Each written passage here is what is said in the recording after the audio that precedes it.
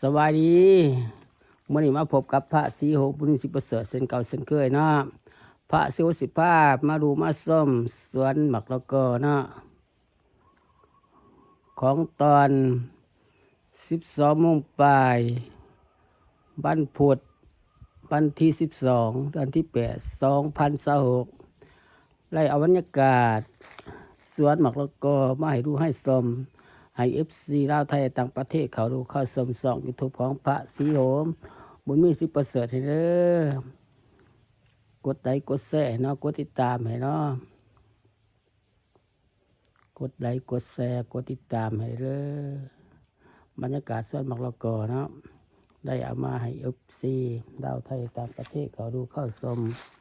ช่อง YouTube ของพระศรีโหบุญมีสิประเสริฐให้แน่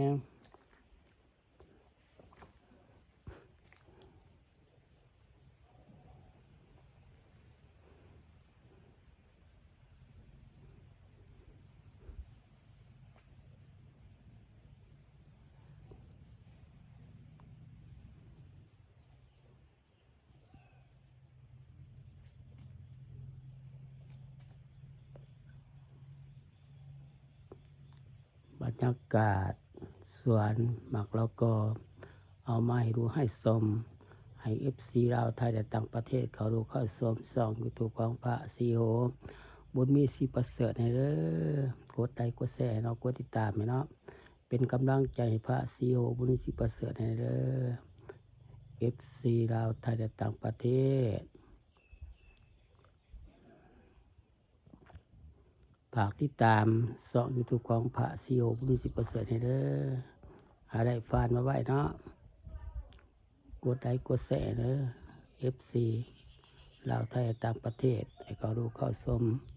ช่อง YouTube ของพระศรีโหบุญมีสิประเสริฐให้เนาะ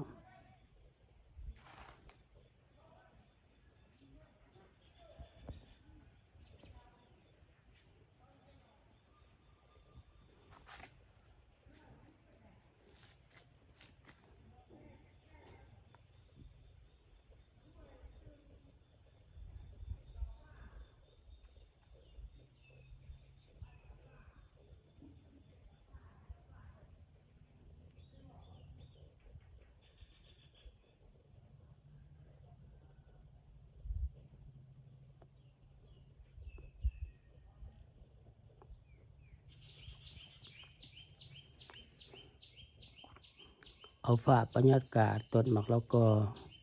สวนหมักละกอเนาะมาให้ดูให้ชมให้ FC ลาวไทยต่างประเทศเขาดูเข้าชมช่อง YouTube ของพระศรีโหบุญมีสิประเสริฐเด้อกดไลค์กดแชร์เนาะกดติดตามให้เด้อเป็นกำลังใจให้พระศรีโหบุญมีสิประเสริฐเนาะ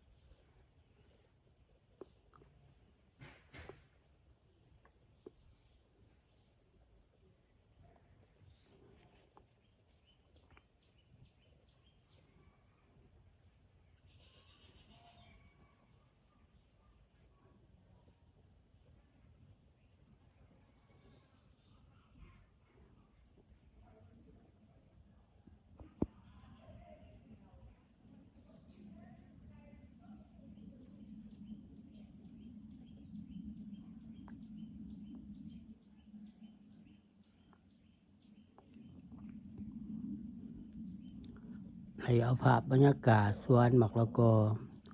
มาให้ดูให้ชมใ ให้ FC ลาวไทยและต่างประเทศเขารู้เข้าชมช่อง YouTube ของพระสีโหบุญมีสิประเสริฐให้เด้อฝากกดไลค์กดแชร์ให้เด้อติดตามให้แน่กดไลค์กดแชร์ให้เด้อ FC ลาวไทยและต่างประเทศให้เขารู้เข้าชมช่อง YouTube ของพระสีโหบุญมีสิประเสริฐให้เด้อเป็นกำลังใจพระสีโหบุญมีสิประเสริฐให้เด้อคลิปนี้กับพระสุโขลาไปก่อนบ๊ายบาย